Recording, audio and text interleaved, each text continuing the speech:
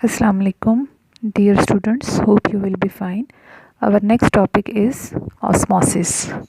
You have already studied osmosis in your biology course. What is osmosis? When a solution is separated from its pure solvent by a semi-permeable membrane, it is observed that the solvent molecule tend to pass through the membrane spontaneously into the solution and thereby dilute it. ठीक है, जैसे देखें for example we have a beaker, ठीक है, और इस beaker में हम क्या लेते हैं, any solvent like for example water is taken, ठीक है, और फिर इसमें हम यूँ करते हैं कि थिस्टल फनल जो है, इस तरह करके थिस्टल फनल होता है, उसमें कंसनट्रेटेड कोई भी सोल्यूशन ले लेते हैं। फॉर एग्ज़ाम्पल शुगर सोल्यूशन की एग्ज़ाम्पल ले लें, ठीक है, इसमें हम ले लेंगे शुगर सोल्यूशन, ये थिस्टल फनल है, और इसको इन्वर्टेड पोजीशन में रखना है, ठीक है, और फिर क्या करना है, इसके यहाँ पर माउथ पे एक मेम्ब्रेन लगानी है, और उस मेम्ब्रेन को कौन सी मेम्ब्रेन कहते हैं, this is called semi permeable membrane, ठीक है। सेमी परमिएबल मेम्ब्रेन की डिफरेंट एग्जांपल्स हैं, वो भी मैं आपको बताती हूँ, ठीक है। अच्छा, अब हमने इसमें देखें यहाँ पे सॉल्वेंट लिया है और इधर हमने शुगर सोल्यूशन लिया है, ठीक है, तो सॉल्वेंट के मॉलिक्यूल्स की बीकर में कंसंट्रेशन ज़्यादा है और इधर अंदर जो है शुगर का हमने कंसनट्रेटेड सोल्यूशन लिया है, तो कंसनट्रेटेड शुगर सोल्यूशन का मतलब है अंदर यहाँ पर सॉल्वेंट के मॉलिक्यूल्स कम हैं और शुगर की अमाउंट यहाँ पर ज़्यादा है, ठीक है। तो क्या होगा, solvent molecules will move from beaker in through the semi permeable membrane into the distal funnel, ठीक है। As a result the level of the sugar solution will rise over here, like for example आपने sugar solution इधर तक लिया है, ये सारा sugar solution के साथ फिल हुआ हुआ है ना, ठीक है। तो जब when solvent molecules will move from beaker through the semi permeable membrane inside into the distal funnel, so the level of the sugar solution will rise, यहाँ से ये लेवल जो है वो राइज होना शुरू हो जाएगा, ठीक है। इस प्रोसेस को कहते हैं ऑस्मोसिस, जिसमें सॉल्वेंट मॉलिक्यूल्स हायर कंसंट्रेशन से अंदर लोअर कंसंट्रेशन की तरफ मूव करते हैं। हम इसकी यूँ एग्जांपल भी ले सकते हैं कि यहाँ पे हम शुगर का कोई डाइल्यूट सोल्यूशन ले लें और इधर कंसनट्रेटेड सोल्यूशन ले लें, तो चूँकि शुगर के डाइल्यूट सोल्यूशन के अंदर वाटर मॉलिक्यूल की कंसनट्रेशन ज़्यादा है, तो उसी तरह वाटर मॉलिक्यूल हायर कंसनट्रेशन से लोअर कंसनट्रेशन की तरफ मूव करेंगे, ठीक है। इस प्रोसेस को कहते हैं ऑस्मोसिस। अच्छा, अब सेमी परमिएबल मेम्ब्रेन किसे कहते हैं? सेमी परमिएबल मेम्ब्रेन वो मेम्ब्रेन होती है जो किस चीज़ को अलाउ करती है, which allow the passage of solvent molecules only, ठीक है, which allows the passage of solvent molecules only, ठीक है, not the solute molecules. Solute molecules जो होते हैं, बड़े बड़े सॉल्यूट मॉलिक्यूल्स होंगे, उनको ये अलाउ नहीं करता। ऐसी मेम्ब्रेन को कौन सी मेम्ब्रेन कहते हैं? सेमी परमिएबल मेम्ब्रेन कहते हैं, ठीक है। अच्छा, अब सेमी परमिएबल मेम्ब्रेन की डिफरेंट एग्जांपल्स हैं, हम डिफरेंट तरह की सेमी परमिएबल मेम्ब्रेन जो है वो यूज़ कर सकते हैं, ठीक है। What are the examples of semi permeable membrane, ठीक है। तो सेमी परमिएबल मेम्ब्रेन जो है ना, वो डिपेंड करता है कि हम किस टाइप का सॉल्यूशन ले रहे हैं ना, यानी हमारे पास यहाँ पर ये अंदर जो है वो सॉल्यूट मॉलिक्यूल्स किस टाइप के हैं, ठीक है। तो अगर हमारे पास लो मॉलिक्यूलर वेट सॉल्यूट्स हैं, लो मॉलिक्यूलर वेट सॉल्यूट्स हैं सॉल्यूशन के अंदर, ठीक है, तो उसके लिए हम कौन सी सेमी परमिएबल मेम्ब्रेन लेते हैं? कॉपर फेरो सायानाइड की बनी हुई सेमी परमिएबल मेम्ब्रेन लेते हैं, ठीक है। कॉपर फेरो सायानाइड क्या होता है? Cu2FeCN6, ये कोऑर्डिनेटेड कॉम्प्लेक्स कंपाउंड है, आप लोग फिर सेकेंड ईयर में पढ़ेंगे, ठीक है। इसको कॉपर फेरोसायनाइड कहते हैं। सिमिलरली अगर यहाँ पर जो सोल्यूट मॉलिक्यूल्स हैं वो लार्जर मॉलिक्यूलर मास के हैं, ठीक है, हाई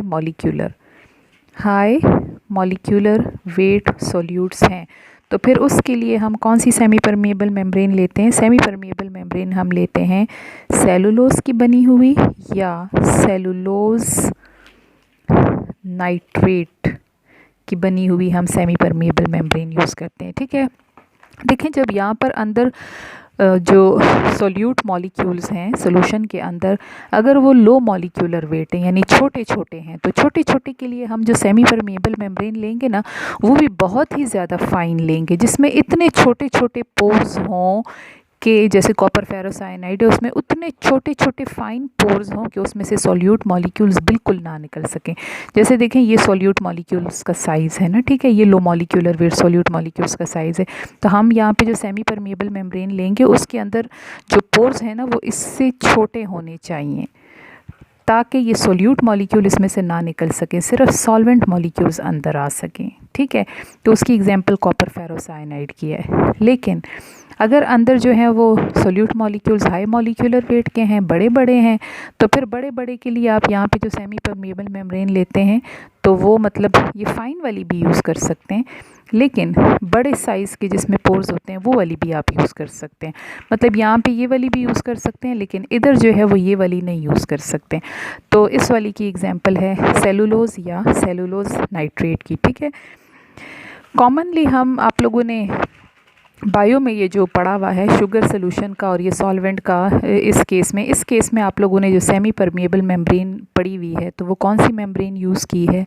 एग मेम्ब्रेन। ठीक है, तो सेमी परमिएबल मेम्ब्रेन की एक और एग्जांपल एग मेम्ब्रेन भी है। ठीक है, अच्छा नेक्स्ट देखें, हमने ये जो पढ़ा कि when solvent molecules will move from beaker through the semi-permeable membrane into the Thistell funnel, so the level of the solution will rise over here। ठीक है, अच्छा अब ये सोल्यूशन का लेवल जब यहाँ पर राइज होता है तो इधर अंदर एक प्रेशर डेवलप होता है।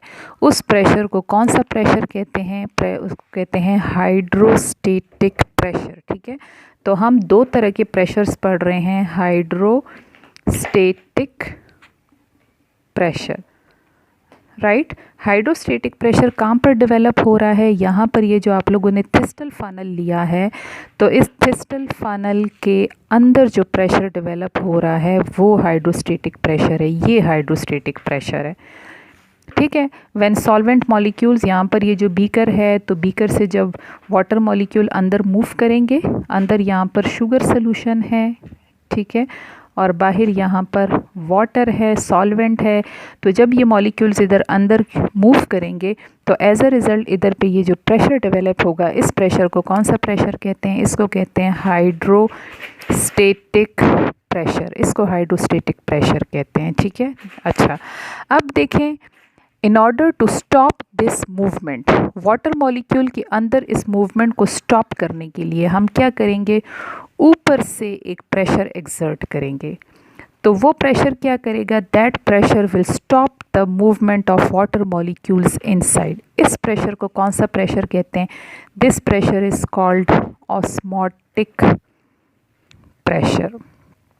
तो हम दो तरह के प्रेशर पढ़ रहे हैं, एक हाइड्रोस्टेटिक प्रेशर है जो अंदर डेवलप हो रहा है, और दूसरा क्या है? ऑस्मोटिक प्रेशर है। ऑस्मोटिक प्रेशर जो है वो हम खुद एक्सर्ट कर रहे हैं टॉप से मूवमेंट को स्टॉप करने के लिए। ठीक है, समझ आ रही है बात की? हाइड्रोस्टेटिक प्रेशर है जब वाटर मॉलिक्यूल अंदर मूव करेंगे तो अंदर वो जो प्रेशर डेवलप होगा जिसकी वजह से ये अंदर जो सोल्यूशन है इसका लेवल राइज होता जाता है, उसको हाइड्रोस्टेटिक प्रेशर कहते हैं। अब इस मूवमेंट को स्टॉप करने के लिए, to stop the movement of water molecule inside, ठीक है, तो हम ऊपर से इसके ऊपर प्रेशर एक्सर्ट करते हैं, तो that pressure which stop the movement of water molecule inside into the through the semi permeable membrane into the Thistell funnel, उस प्रेशर को क्या कहते हैं? That pressure is called osmotic pressure. ठीक है, आप लोगों की बुक में इसकी एग्जाम वो डेफिनेशन लिखी भी है। ऑस्मोटिक प्रेशर किसे कहते हैं? The pressure that must be applied on the solution, यहाँ पे सोल्यूशन है, तो the pressure that must be applied on the solution in order to prevent the osmosis. ये ऑस्मोसिस का प्रोसेस हो रहा है, तो इस ऑस्मोसिस को स्टॉप करने के लिए, ठीक है, that pressure is called osmotic pressure of the solution, and osmotic pressure is denoted by pi. ठीक है, इसको हम पाई से डिनोट करते हैं।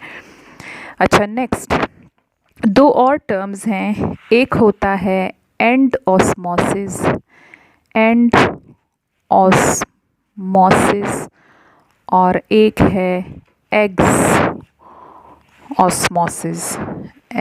ऑस्मोसिस। ठीक है, ये हम कुछ टर्म्स पढ़ रहे हैं, हाइड्रोस्टेटिक प्रेशर, ऑस्मोटिक प्रेशर, इसी तरह एंड ऑस्मोसिस, एग्जॉस्मोसिस। देखिए एंड ऑस्मोसिस के नाम से क्लियर हो रहा है, एंडो का मतलब अंदर, इनसाइड, और एक्सो का मतलब बाहर निकलना, किस चीज़ को कहते हैं, आउटसाइड। तो ये जो वाटर मॉलिक्यूल्स अंदर मूव कर रहे हैं इसको कौन सा ऑस्मोसिस कहते हैं, दिस इज़ एंडो ऑस्मोसिस। ठीक है, कैसे हम इसको डिफाइन करेंगे, the flow of solvent molecules from lower concentration region into the higher concentration region, this is called endosmosis. ठीक है, सॉल्वेंट मॉलिक्यूल्स जो हैं वो मूव करते हैं, कहाँ से कहाँ मूव करते हैं, ठीक है, लोअर कंसंट्रेशन से हायर की तरफ या हायर से लोअर की तरफ किस तरह मूव करते हैं, तो उस बेसिस पे हम एक को एंडोऑस्मोसिस कहते हैं और दूसरे को हम कौन सा ऑस्मोसिस कहते हैं, एक्सोऑस्मोसिस कहते हैं। ठीक है, एक्सो का मतलब है आउटसाइड। आउटसाइड क्या होगा, यहाँ पर ये जो हमने कहा है कि जब हम ऊपर से एक्सटर्नल प्रेशर अप्लाई करेंगे, ठीक है, तो उस एक्सटर्नल प्रेशर की वजह से ये मूवमेंट अंदर स्टॉप हो जाएगी तो इसको कहते हैं ऑस्मोटिक प्रेशर ना। ठीक है, तो अगर हम बहुत ज़्यादा प्रेशर ऊपर से अप्लाई करें तो फिर क्या होगा, उल्टा प्रोसेस स्टार्ट हो जाएगा, वाटर मॉलिक्यूल यहाँ से दोबारा निकल कर बाहर की तरफ जाना शुरू हो जाएंगे।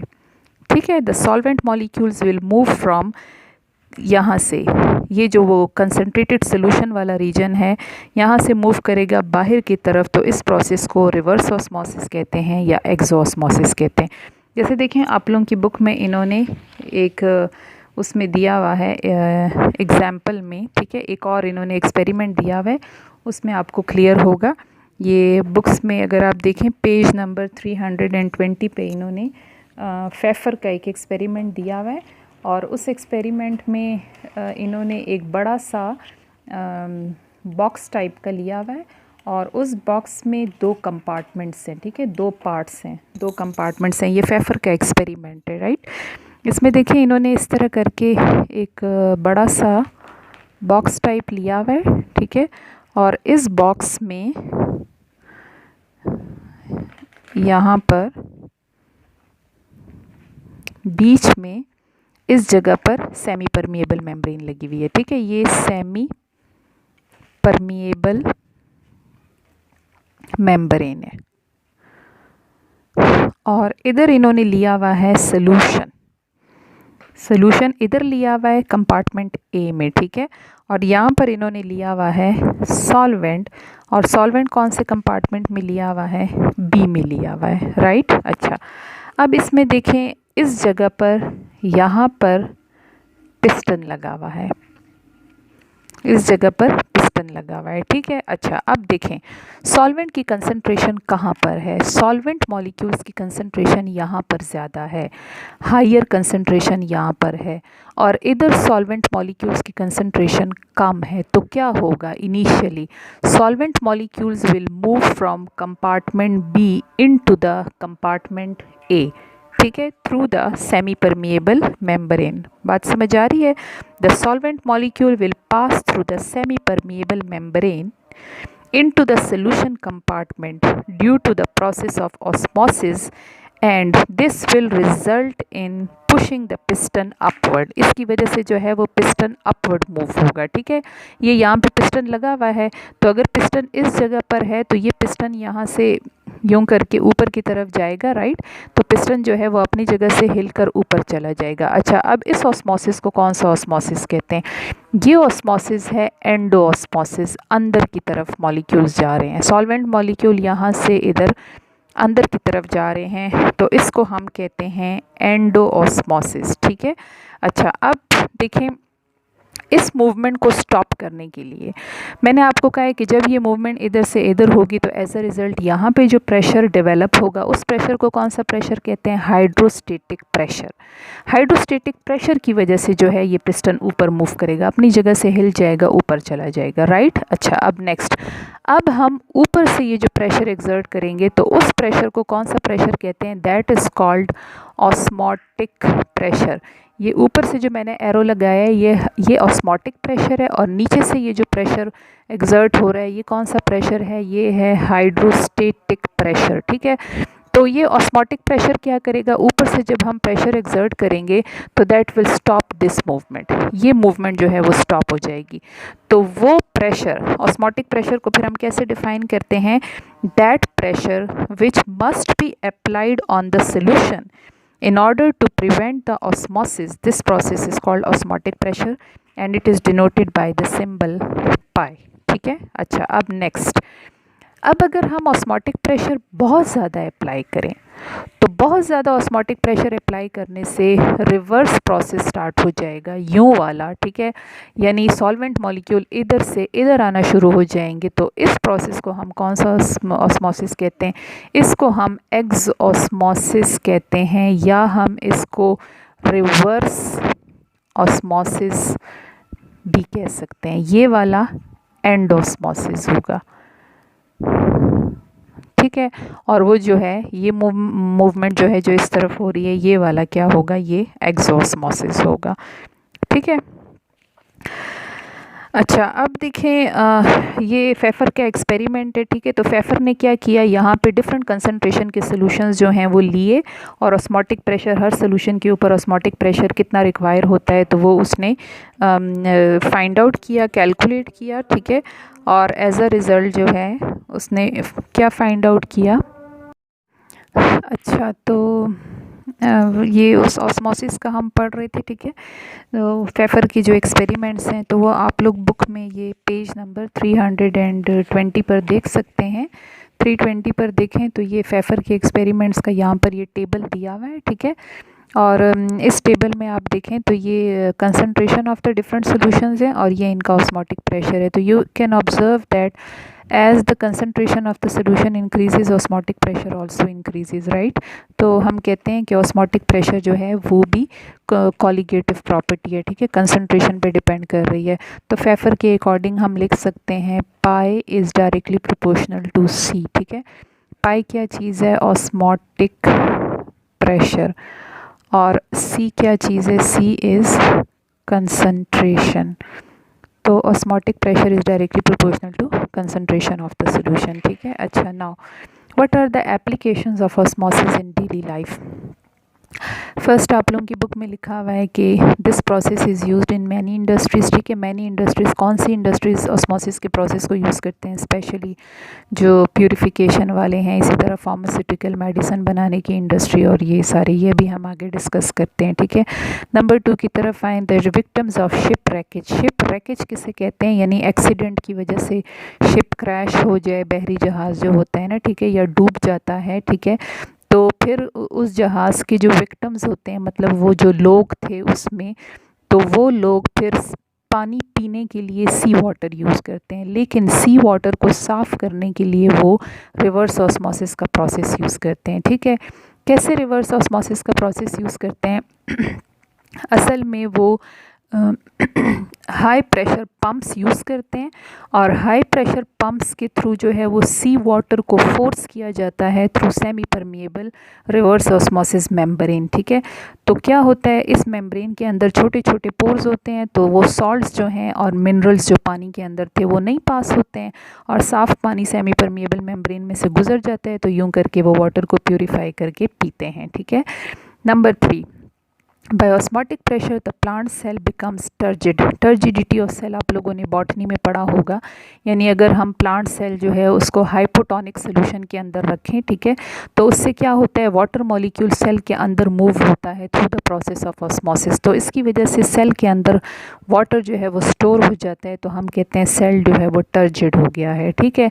तो इसकी सिग्निफिकेंस क्या है, सिग्निफिकेंस इसकी ये है कि ये जो टर्जिड सेल्स हैं ये फिर weak parts of the plant जो हैं उसको सपोर्ट प्रोवाइड करते हैं, उसको वाटर प्रोवाइड करते हैं, ठीक है। अच्छा, इसी तरह एसेंट ऑफ सैप जो होता है प्लांट्स में, यानी वाटर मॉलिक्यूल रूट्स से अपर पार्ट्स की तरफ मूव करना, ये प्रोसेस भी ऑस्मोसिस और ऑस्मोटिक प्रेशर के थ्रू होता है। Isotonic solutions have been prepared to prevent plasmolysis, shrinkage of cytoplasm. Plasmolysis जो है वो श्रिंकेज ऑफ साइटोप्लाज्म को कहते हैं, ठीक है। तो श्रिंकेज ऑफ साइटोप्लाज्म को प्रिवेंट करने के लिए भी आइसोटोनिक सॉल्यूशंस जो हैं वो वहाँ पर होते हैं। और इसी तरह hemolysis deficiency of red blood cells, उसमें भी आइसोटोनिक सॉल्यूशन होता है। नंबर 6 देखें, 6 सिग्निफिकेंस आप लोगों की बुक में दिया हुआ है। The concept of osmotic pressure can be used to calculate molar mass of the substances, especially of polymers, ठीक है। ये मैं आपको बताती हूँ कि ऑस्मोटिक प्रेशर से जो है वो molar mass of the substance जो है वो कैसे कैलकुलेट करते हैं, ठीक है। वो मैं भी आपको एक इक्वेशन बताती हूँ, इस इक्वेशन के थ्रू जो है। अच्छा, तो ये जो मॉलिक्यूलर मास है, ठीक है, मोलर मास, ये हम कैसे कैलकुलेट करते हैं, इसके लिए एक इक्वेशन है, वो क्या होती है, pi V is equals to N R T. जैसे आपने P V is equals to N R T पढ़ा है ना, तो वो पी प्रेशर की जगह इस जगह पर हम ऑस्मोटिक प्रेशर ले लेते हैं। बाकी वी वॉल्यूम है, एन नंबर ऑफ मोल्स है, आर वही गैस कांस्टेंट है और टी टेम्परेचर है, ठीक है। अच्छा, अब इसमें देखिए नंबर ऑफ मोल्स आप लोगों ने पढ़ा है। नंबर ऑफ मोल्स किसके इक्वल होता है, mass divided by molar mass. तो हम यहाँ पर पुट करते हैं pi V is equals to M by M R T, ठीक है। अब इसकी क्रॉस मल्टीप्लिकेशन कर लें, pi V M is equals to M R T, और इसमें से अब molar mass m find out करेंगे, तो मोलर मास m किसके इक्वल हो जाएगा, M R T divided by pi V, ठीक है। तो अगर आपको मास ऑफ सॉल्यूट पता हो, गैस कांस्टेंट पता है, टी टेम्परेचर पता है, ऑस्मोटिक प्रेशर वी वॉल्यूम पता है, तो you can easily calculate molar mass of the substance, ठीक है। अच्छा, इसी तरह इसकी जो लास्ट सिग्निफिकेंस आप लोगों की बुक में दी हुई है, तो वो है कि the mineral water sold in market is also purified by reverse osmosis process, ठीक है। ये मेजॉरिटी जो वाटर बॉटलर्स का काम करते हैं वो वाली इंडस्ट्रीज़, तो वो भी रिवर्स ऑस्मोसिस के थ्रू जो है वो वाटर में से कंटेमिनेंट्स को रिमूव करते हैं बॉटलिंग करने से पहले, पानी भरने से पहले, ठीक है। इस रिवर्स ऑस्मोसिस में वो क्या करते हैं, वाटर को जो है वो फोर्सफुली पास करते हैं थ्रू सेमी परमिएबल मेम्ब्रेन, ठीक है। इस मेम्ब्रेन के थ्रू क्या होता है, इस मेम्ब्रेन के through tiny small solvent molecules जो हैं वो इजीली पास हो जाते हैं, और जो इम्प्यूरिटीज़ हैं वो बाहर रह जाती हैं, यूं करके वाटर जो है वो प्यूरिफाई हो जाता है, ठीक है। अच्छा, आप लोगों को एक कॉन्सेप्ट क्लियर करना था कि हम यहाँ पर देखें, जो मैंने आपको बीकर की एग्जांपल दी है, ठीक है। तो यहाँ पे मैंने आपसे कहा है कि इधर सॉल्वेंट है और अंदर शुगर सोल्यूशन है ना। तो अगर हम सॉल्वेंट मॉलिक्यूल्स के हवाले से देखें तो यहाँ पर सॉल्वेंट के मॉलिक्यूल्स की कंसंट्रेशन ज़्यादा है, अंदर सॉल्वेंट के मॉलिक्यूल्स की कंसंट्रेशन कम है। तो हम ऑस्मोसिस को कैसे डिफ़ाइन करते हैं कि movement of molecules from movement of solvent molecules की मैं बात कर रही हूँ, movement of solvent molecules from higher concentration region to lower concentration region, ठीक है। लेकिन आप लोगों की बुक में इन्होंने डाइल्यूट सोल्यूशन और कंसनट्रेटेड सोल्यूशन के हवाले से डिफ़ाइन किया हुआ है। तो यहाँ पर डाइल्यूट सोल्यूशन है और यहाँ पर कंसनट्रेटेड सोल्यूशन है, ठीक है। तो जो डाइल्यूट सोल्यूशन है, बाहर जो डाइल्यूट सोल्यूशन है, तो डाइल्यूट सोल्यूशन के अंदर जो है वो वाटर की कंसनट्रेशन ज़्यादा है, अंदर कंसनट्रेटेड सोल्यूशन जो है उसमें वाटर की कंसंट्रेशन कम है। तो वो डाइल्यूट और कंसंट्रेटेड को सामने रखते हुए उस हवाले से डिफ़ाइन कर रहे हैं। तो उन्होंने यूँ डिफ़ाइन किया हुआ है कि मूवमेंट ऑफ वाटर मॉलिक्यूल्स, ठीक है। मैं आपको ये डेफिनेशन बताती हूँ, इन्होंने इस तरह से डिफ़ाइन किया हुआ है कि movement of solvent molecules spontaneously through the membrane from a solution of lower concentration to a solution of higher concentration. तो वो देखें, वो सोल्यूशन की टर्म्स में डिफ़ाइन कर रहे हैं। अगर हम यूँ कहते हैं कि movement of solvent molecules from a region of higher concentration to lower, तो वो डेफिनेशन भी ठीक है, क्योंकि सॉल्वेंट की मॉलिक्यूल्स की कंसंट्रेशन यहाँ पे ज़्यादा, अंदर कम।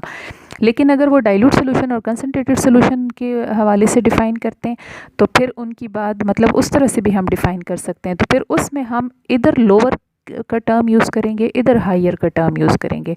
हम कहेंगे कि मूवमेंट ऑफ सॉल्वेंट मॉलिक्यूल्स, ठीक है, through the semi permeable membrane from the dilute solution, that is from lower concentration solution, या from a solution of lower concentration to one of the higher concentration till the solution on both sides of the membrane attain uniform concentration. This process is called osmosis, ठीक है।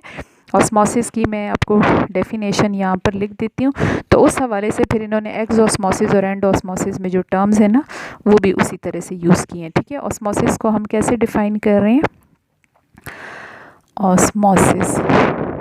Osmosis को या तो हम first definition जो मैंने बताई है, तो फर्स्ट डेफिनेशन में मैंने क्या कहा है कि movement of solvent molecules from a region of movement of solvent molecules from a region of higher concentration to a region of lower concentration through a semi permeable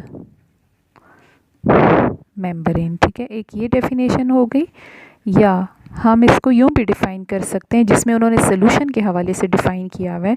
तो उस हवाले से वो क्या कहते हैं कि solvent movement of solvent molecules, ठीक है, movement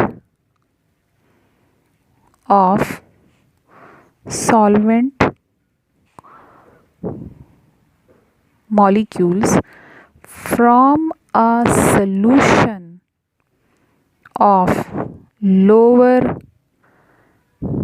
concentration to a solution of higher concentration through a semi permeable membrane. देखिए दोनों डेफिनेशन में फ़र्क क्या है। इधर अब मैं सोल्यूशन की बात कर रही हूँ, तो जब सोल्यूशन के हवाले से मैं डिफ़ाइन करूँगी तो बाहर जो है वो लोअर कंसंट्रेशन का सोल्यूशन है, अंदर हायर कंसंट्रेशन का सोल्यूशन है। तो लोअर कंसंट्रेशन से मॉलिक्यूल्स मूव करेंगे अंदर हायर कंसंट्रेशन। तो फिर इस हवाले से जब एक्सऑस्मोसिस को हम डिफ़ाइन करेंगे तो इसीलिए बुक वालों ने फिर एंडऑस्मोसिस और एक्सऑस्मोसिस को उसी के हवाले से ये सेकेंड डेफिनेशन के हवाले से लिखा हुआ है, ठीक है। ये देखिए इन्होंने ये एंडऑस्मोसिस को कैसे डिफ़ाइन किया हुआ है? The flow of solvent molecules from lower concentration reason. तो आप यहाँ पर भी ये वर्ड ऐड कर सकते हैं कि from solution of lower concentration reason into solution of higher concentration region. This process is called osmosis और एंडोस्मोसिस, यानी लोअर कंसंट्रेशन से अंदर हायर कंसंट्रेशन, ये एंडोस्मोसिस हो गया। और फिर हायर कंसंट्रेशन से वापस फिर लोअर कंसंट्रेशन की तरफ जब मूव करेगा, जब हम ऑस्मोटिक प्रेशर अप्लाई करेंगे, तो उस प्रोसेस को कौन सा प्रोसेस कहते हैं? वो दूसरा वाला है, वो है एक्सऑस्मोसिस, ठीक है। अच्छा, ये सारा था ऑस्मोसिस के बारे में, राइट। चलें, थैंक यू। इसको पढ़ लें और कोई क्वेश्चन हो तो आप पूछ सकते हैं।